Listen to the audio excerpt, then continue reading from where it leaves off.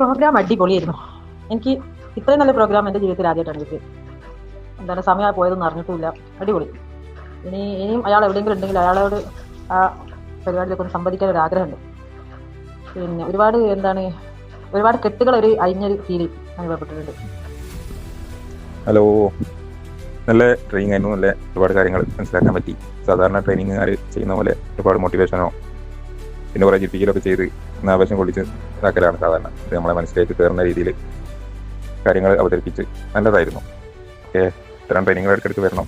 നമ്മൾക്ക് അതൊരു നമ്മുടെ ജീവിതത്തിൽ എല്ലാ മേഖലയ്ക്കും ഒരുപാട് ഗുണങ്ങൾ ചെയ്യും. Okay, thank U.